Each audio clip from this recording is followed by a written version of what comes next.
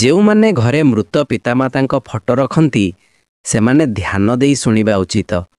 ନମସ୍କାର ବନ୍ଧୁଗଣ, ଆଜି ଆମେ ଏକ ବିଷୟ ଉପରେ ଆଲୋଚନା କରିବାକୁ ଯାଉଛୁ ଯାହାକୁ ଅନେକ ଲୋକ ହାଲୁକା ଭାବରେ ନିଅନ୍ତି, କିନ୍ତୁ ଏହା ପ୍ରକୃତରେ ଆମର ସମଗ୍ର ଜୀବନର ଶକ୍ତି, ଆମର ମଙ୍ଗଳ ଏବଂ ଆମ ଭବିଷ୍ୟତ ପିଢ଼ିକୁ ମଧ୍ୟ ପ୍ରଭାବିତ କରେ। ଘରେ ମୃତ ପିତାମାତା କିମ୍ବା ମୃତ ବ୍ୟକ୍ତିଙ୍କ ଫଟୋ ରଖିବା ଠିକ୍ କି ଭୁଲ? ବନ୍ଧୁଗଣ, ଆପଣମାନେ ଅନେକ ଲୋକଙ୍କ ଘରେ ଦେଖିଥିବେ ଯେ ଯେତେବେଳେ ଆମର ପିତାମାତା କିମ୍ବା ପରିବାରର ସଦସ୍ୟମାନେ ଏହି ଦୁନିଆ ଛାଡ଼ି ଯାଆନ୍ତି, ଆମେ ସେମାନଙ୍କ ଫଟୋକୁ କାନ୍ଥରେ ଶ୍ରଦ୍ଧାର ସହିତ ସଜାଇଥାଉ।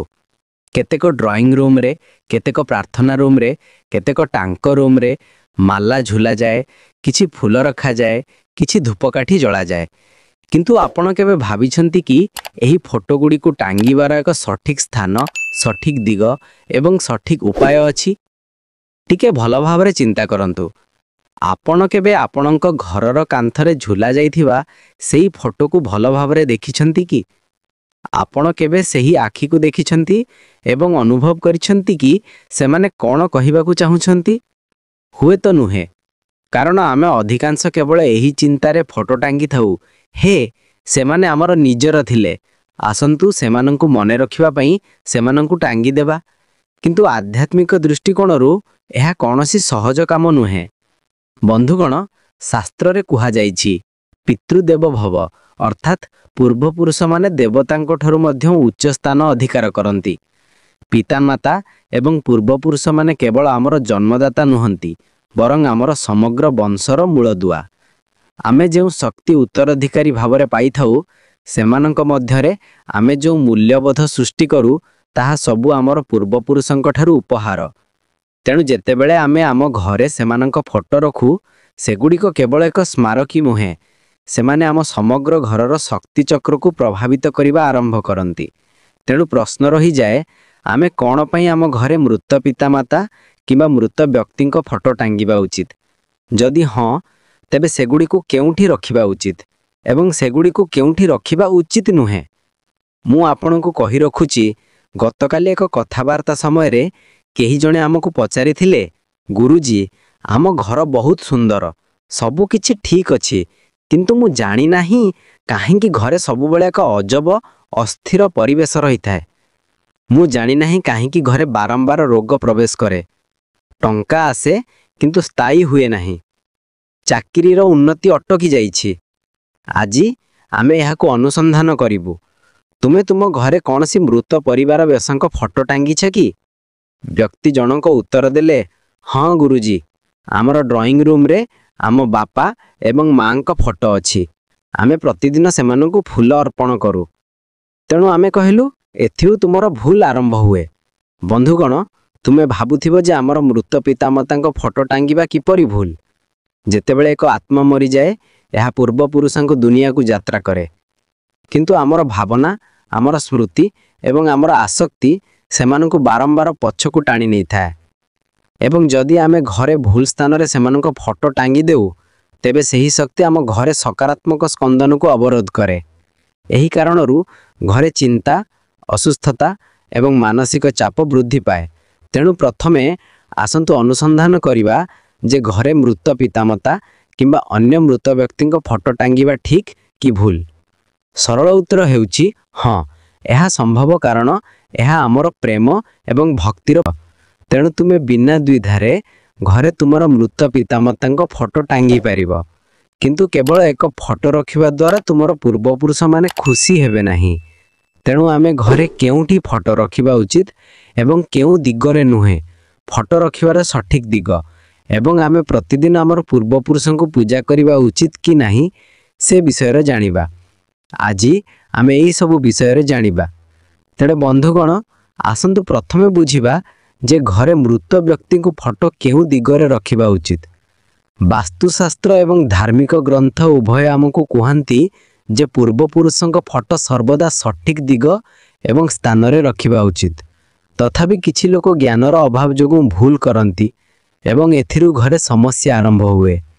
ତେଣୁ ମନେ ରଖନ୍ତୁ ଯେ ଯେତେବେଳେ ଆପଣ ଆପଣଙ୍କ ପୂର୍ବପୁରୁଷଙ୍କ ଫଟୋ ଆପଣଙ୍କ ଘରେ ରଖନ୍ତି, କିମ୍ବା ଯଦି ଆପଣଙ୍କ ପାଖରେ ପୂର୍ବରୁ ଅଛି, ତେବେ ସେମାନେ ସର୍ବଦା ଦକ୍ଷିଣ ଦିଗକୁ ମୁହଁ କରିବା ଉଚିତ।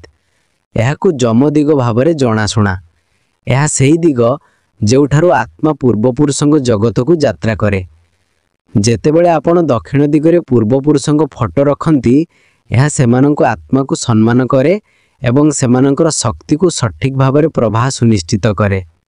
ଏହା ଘରେ ଶାନ୍ତି ବଜାୟ ରଖେ ଏବଂ ସେମାନଙ୍କର ଆଶୀର୍ବାଦ ପ୍ରଦାନ କରେ। କିନ୍ତୁ ସମସ୍ୟା ହେଉଛି ଯେ ଅନେକ ଲୋକ ପ୍ରାର୍ଥନା ଗୃହରେ, ଶୟନ କକ୍ଷରେ, ରୋଷେଇ ଘର ପାଖରେ ଏବଂ ପିଲାମାନଙ୍କ କୋଠରୀରେ ମଧ୍ୟ ଯେକୌଣସି ସ୍ଥାନରେ ଫଟୋ ଟାଙ୍ଗି ଦିଅନ୍ତି, ଯାହା ଅଜଣାତରେ ଘରର ଶକ୍ତିକୁ ବ୍ୟାହତ କରିଥାଏ। ଏବେ କଳ୍ପନା କରନ୍ତୁ, ଯଦି କେହି ପୂର୍ବପୁରୁଷଙ୍କ ଫଟୋ ପ୍ରାର୍ଥନା ଗୃହରେ ରଖନ୍ତି, ତେବେ ଏହାର ପ୍ରଭାବ କ'ଣ ହେବ? ପ୍ରାର୍ଥନା ଗୃହ ହେଉଛି ଦେବତାମାନଙ୍କର ସ୍ଥାନ। ଦେବତାମାନେ ଏବଂ ପୂର୍ବପୁରୁଷଙ୍କ ଶକ୍ତି ଭିନ୍ନ। ଯେତେବେଳେ ସେମାନଙ୍କୁ ଏକାଠି ରଖାଯାଏ, ଶକ୍ତିଗୁଡ଼ିକ ପରସ୍ପର ମଧ୍ୟରେ ସଂଘର୍ଷ କରନ୍ତି। ଦେବତାମାନଙ୍କୁ ପୂଜା କରିବାର ଦୈବୀ ଏବଂ ଆଧ୍ୟାତ୍ମିକ ସାର ବାଧାପ୍ରାପ୍ତ ହୁଏ। ତେଣୁ ଶାସ୍ତ୍ର ସ୍ପଷ୍ଟ ଭାବରେ ଉଲ୍ଲେଖ କରେ ଯେ ପୂର୍ବପୁରୁଷଙ୍କ ଫଟୋ କେବେ ବି ମନ୍ଦିର କିମ୍ବା ପ୍ରାର୍ଥନା ଗୃହରେ ରଖିବା ଉଚିତ ନୁହେଁ। ଏହା ବ୍ୟତୀତ ଯେତେବେଳେ ଆପଣ ଆପଣଙ୍କ ପୂର୍ବପୁରୁଷଙ୍କ ଫଟୋ ରଖନ୍ତି, ମନେ ରଖନ୍ତୁ ଯେ ସେଗୁଡ଼ିକୁ କେବେ ବି ଅତ୍ୟଧିକ ବଡ଼ କିମ୍ବା ଅତ୍ୟଧିକ ସଜଜ କରାଯିବା ଉଚିତ ନୁହେଁ। ଚିତ୍ରଟି ସରଳ, କୋମଳ ଏବଂ ଗମ୍ଭୀର ହେବା ଉଚିତ, କାରଣ ଏହା କେବଳ ଏକ ଚିତ୍ର ନୁହେଁ, ବରଂ ଏହା ପୂର୍ବପୁରୁଷଙ୍କ ଆତ୍ମା ସହିତ ସଂଯୋଗ ସ୍ଥାପନ କରିବାର ଏକ ମାଧ୍ୟମ ହୋଇଯାଏ। ବନ୍ଧୁଗଣ, ଆପଣମାନେ ହୁଏତ ଲକ୍ଷ୍ୟ କରିଥିବେ ଯେ ଯେତେବେଳେ ଆମେ ଆମର ପୂର୍ବପୁରୁଷଙ୍କ ଫଟୋ ଦେଖୁ, ଆମେ ପ୍ରାୟତଃ ଅନୁଭବ କରୁ ଯେପରି ସେମାନେ ଆମକୁ ଦେଖୁଛନ୍ତି। ଏହା ହେଉଛି ସେହି ସୂକ୍ଷ୍ମ ଶକ୍ତି ଯାହାକୁ ଆମେ ପ୍ରାୟତଃ ଅନଦେଖା କରୁ। ତେଣୁ ଯଦି ଆପଣଙ୍କ ଘରେ ଆପଣଙ୍କ ପୂର୍ବପୁରୁଷଙ୍କ ଫଟୋ ଅଛି, ତେବେ ଅଟକି ଯାଆନ୍ତୁ ଏବଂ ସେମାନଙ୍କ ଦିଗକୁ ବିଚାର କରନ୍ତୁ। ସେମାନେ ସଠିକ୍ ଦିଗକୁ ମୁହଁ କରୁଛନ୍ତି କି ନାହିଁ ଏବଂ ସେମାନଙ୍କର ସ୍ଥାନ ମଧ୍ୟ ଗୁରୁତ୍ୱପୂର୍ଣ୍ଣ। କେତେକ ସମୟରେ ଆପଣଙ୍କ ପୂର୍ବପୁରୁଷଙ୍କ ଫଟୋ ଭୁଲ ସ୍ଥାନରେ ରଖିବା ପୂର୍ବପୁରୁଷମାନଙ୍କୁ କ୍ରୋଧିତ କରିପାରେ। କଳ୍ପନା କରନ୍ତୁ ଯେ ଜଣେ ପୁଅ କିମ୍ବା ଝିଅ ତାଙ୍କ ପିତାମାତାଙ୍କୁ ହରାଇଛନ୍ତି ଏବଂ ଭାରି ହୃଦୟରେ ଘର ମନ୍ଦିରରେ ସେମାନଙ୍କର ଫଟୋ ଟାଙ୍ଗି ଦେଉଛନ୍ତି। ଭାବୁଛନ୍ତି ଯେ ଏବେ ସେମାନେ ଦେବତା ହୋଇଯାଇଛନ୍ତି, ସେମାନଙ୍କ ପାଇଁ ମନ୍ଦିରରେ ରହିବା ଉପଯୁକ୍ତ। ଏହା ଆପଣଙ୍କ ଭାବନା ହୋଇପାରେ, କିନ୍ତୁ ଆପଣଙ୍କ ପୂର୍ବପୁରୁଷଙ୍କ ଫଟୋ ପ୍ରାର୍ଥନା କୋଠରୀ କିମ୍ବା ମନ୍ଦିରରେ ରଖିବା କ'ଣ ଠିକ୍? ତେଣୁ ବନ୍ଧୁଗଣ, ମନେ ରଖନ୍ତୁ ଯେ କେବେ ବି ଆପଣଙ୍କ ପୂର୍ବପୁରୁଷଙ୍କ ପ୍ରାର୍ଥନା କୋଠରୀ କିମ୍ବା ମନ୍ଦିରରେ ରଖନ୍ତୁ ନାହିଁ, କାରଣ ପୂର୍ବପୁରୁଷ ଏବଂ ଦେବତା ଉଭୟଙ୍କ ଯାତ୍ରା ଭିନ୍ନ। ଦେବତାମାନଙ୍କୁ ସର୍ବଦା ଶକ୍ତି ଭାବରେ ପୂଜା କରାଯାଏ, ଯାହା ଲୋକଙ୍କ ପାଇଁ କଲ୍ୟାଣ ଆଣିଥାଏ। ଯେତେବେଳେ ପୂର୍ବପୁରୁଷମାନେ ଆମର ବଂଶର ରକ୍ଷକ, ସେମାନେ ଆମର କାର୍ଯ୍ୟ ଏବଂ ଆମର ଭକ୍ତି ଦ୍ୱାରା ଖୁସି ହୁଅନ୍ତି। ମନ୍ଦିରରେ ଏଗୁଡ଼ିକୁ ରଖିବା ଦ୍ୱାରା ଦେବତାଙ୍କର ଶକ୍ତି ବାଧାପ୍ରାପ୍ତ ହୁଏ ଏବଂ ପୂର୍ବପୁରୁଷଙ୍କ ଆତ୍ମାକୁ ଶାନ୍ତି ମିଳେ ନାହିଁ। ତେଣୁ ଯେଉଁମାନେ ପୂର୍ବପୁରୁଷଙ୍କ ଫଟୋକୁ ସେମାନଙ୍କ ପ୍ରାର୍ଥନା କୋଠରୀ, ମନ୍ଦିର କିମ୍ବା ମନ୍ଦିର ପରିସରରେ ରଖିଛନ୍ତି, ସେମାନଙ୍କୁ ସେଗୁଡ଼ିକୁ ହଟାଇ ଦେବା ଉଚିତ, କାରଣ ସେଗୁଡ଼ିକୁ ଏକାଠି ରଖିବା ଅନୁଚିତ ବୋଲି ବିବେଚନା କରାଯାଏ। ଏହା ବ୍ୟତୀତ ପୂର୍ବପୁରୁଷଙ୍କ ଫଟୋକୁ ଶୟନ କକ୍ଷ କିମ୍ବା ପିଲାମାନଙ୍କ କୋଠରୀରେ ରଖିବା କ'ଣ? ଉତ୍ତର ସମ୍ପୂର୍ଣ୍ଣ ନୁହେଁ। ଏହାକୁ ବିଚାର କରନ୍ତୁ। ଶୟନ କକ୍ଷ ହେଉଛି ଏପରି ଏକ ସ୍ଥାନ ଯେଉଁଠାରେ ଆମେ ବିଶ୍ରାମ ନେଉଛୁ ଏବଂ ଆମର ବ୍ୟକ୍ତିଗତ ଜୀବନ ବଞ୍ଚିଥାଉ। ଏଥିପାଇଁ ହାଲୁକା, ଆନନ୍ଦଦାୟକ ଏବଂ ସକାରାତ୍ମକ ଶକ୍ତି ଆବଶ୍ୟକ। ତଥାପି ପୂର୍ବପୁରୁଷଙ୍କ ଫଟୋ ଏକ ଗମ୍ଭୀର, ସ୍ମୃତିପୂର୍ଣ୍ଣ ଶକ୍ତି ଆଣିଥାଏ। ଏହି ଶକ୍ତି ଅବଚେତନ ମନ ଉପରେ ଗଭୀର ପ୍ରଭାବ ପକାଏ। ଏପରି ଘରର ଲୋକମାନେ ପ୍ରାୟତଃ ଅସ୍ଥିର, ନିଦ୍ରାହୀନ ରୁହନ୍ତି ଏବଂ ବାରମ୍ବାର ଅବ୍ୟକ୍ତ ସ୍ୱପ୍ନ ଦେଖନ୍ତି। ଏହା ପିଲାମାନଙ୍କ କୋଠରୀରେ ଆହୁରି ଅଧିକ। ପିଲାମାନଙ୍କର ମନ ଅତ୍ୟନ୍ତ ନାଜୁକ, ଖେଳ, ଅଧ୍ୟୟନ ଏବଂ କଳ୍ପନାରେ ବୁଡ଼ି ରହିଥାଏ। ସେମାନଙ୍କୁ କୋଠରୀରେ ପୂର୍ବପୁରୁଷଙ୍କ ଫଟୋ ରଖିବା ସେମାନଙ୍କର ମାନସିକ ଶକ୍ତି ଉପରେ ଭାରି ବୋଝ ପକାଇଥାଏ।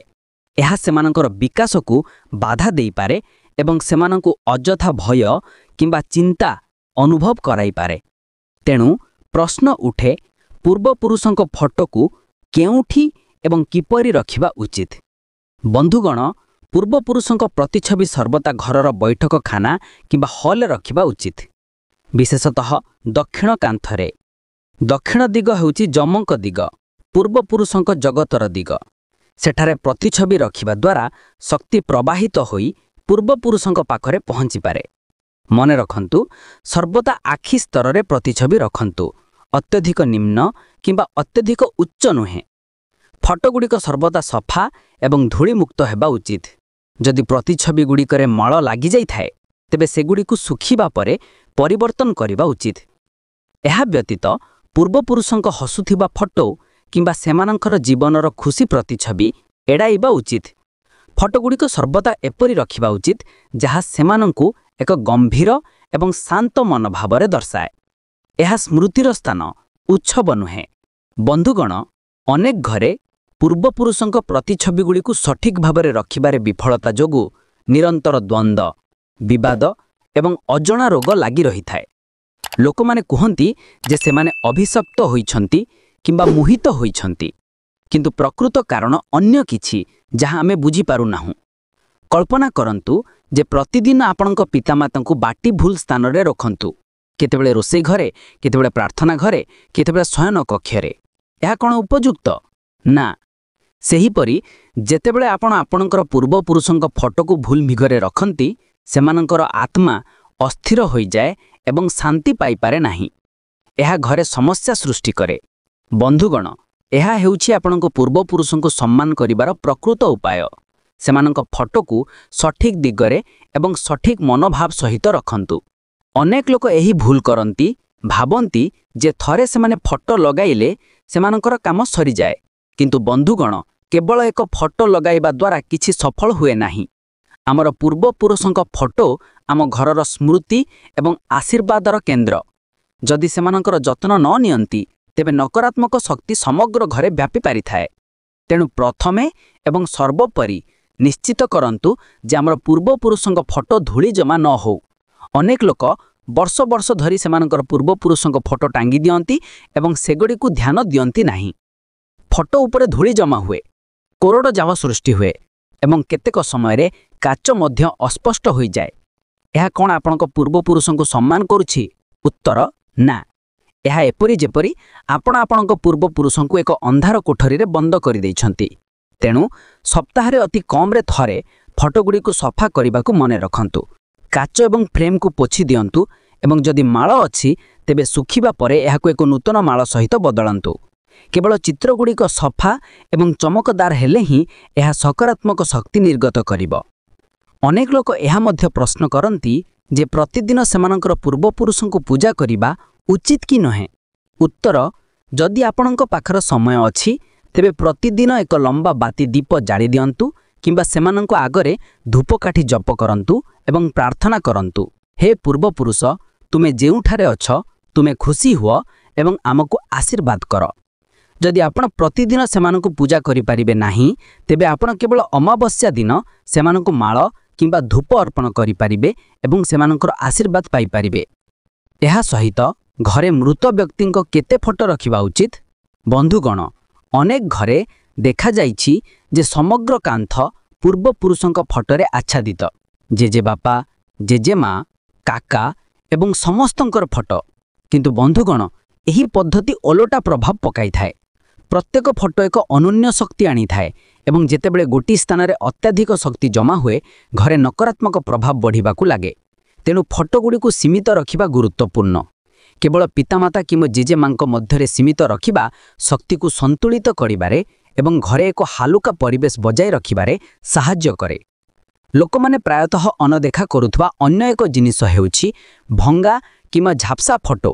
ଯଦି ଫଟୋର କାଚ ଭାଙ୍ଗିଯାଏ, ଫ୍ରେମ୍ କ୍ଷତିଗ୍ରସ୍ତ ହୁଏ କିମ୍ବା ଫଟୋ ଝାପ୍ସା ହୋଇଯାଏ, ତେବେ ଏହାକୁ ତୁରନ୍ତ ବଦଳାଇବା ଉଚିତ। ଏକ ଭଙ୍ଗା ଫଟୋକୁ ଅଶୁଭ ବୋଲି ବିବେଚନା କରାଯାଏ। ଏହା ପୂର୍ବପୁରୁଷଙ୍କ ଆତ୍ମାକୁ ମଧ୍ୟ ବିଚଳିତ କରେ ଏବଂ ଘରେ ବିବାଦ, ଅଶାନ୍ତି ଏବଂ ଆର୍ଥିକ ଅସୁବିଧା ଆଣେ। ଶେଷରେ ବନ୍ଧୁଗଣ, ମନେ ରଖନ୍ତୁ ଯେ ଏକ ଫଟୋ କେବଳ କାଗଜର ଏକ ଖଣ୍ଡ ନୁହେଁ। ଏହା ଆମର ପୂର୍ବପୁରୁଷଙ୍କ ସ୍ମୃତି, ସେମାନଙ୍କର ଶକ୍ତି ଏବଂ ସେମାନଙ୍କର ଆଶୀର୍ବାଦକୁ ଧରି ରଖେ। ଯେତେବେଳେ ଆମେ ଶ୍ରଦ୍ଧା ସହିତ ସେମାନଙ୍କ ଫଟୋକୁ ଦେଖୁ, ଏହା ଆମକୁ ମନେ ପକାଇ ଦିଏ ଯେ ଆମେ ଏକା ନାହୁଁ।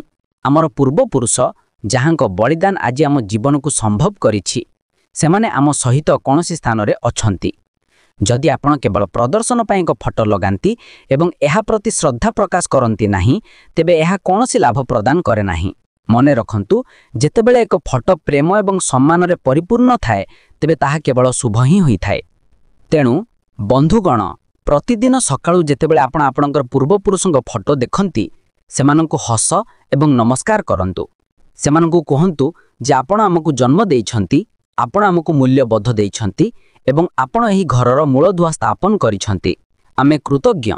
ଆମକୁ ଆଶୀର୍ବାଦ କରନ୍ତୁ ଯେପରି ଆମେ ସଠିକ ପଥ ଅନୁସରଣ। ଏହି ଶବ୍ଦଗୁଡ଼ିକ କେବଳ ଶବ୍ଦ ନୁହନ୍ତି, ଏହା ଆପଣଙ୍କ ହୃଦୟର ନିର୍ଗତ କମ୍ପନ ଯାହା ବ୍ରହ୍ମାଣ୍ଡରେ ପହଞ୍ଚିଥାଏ, ଆପଣଙ୍କ ଜୀବନକୁ ସୁଖ ଏବଂ ଶାନ୍ତିରେ ପରିପୂର୍ଣ୍ଣ କରିଥାଏ। ଯଦି ପୂର୍ବପୁରୁଷମାନେ ଖୁସି ଥାଆନ୍ତି, ତେବେ ଘରେ ସବୁ କିଛି ଶୁଭ ହୁଏ।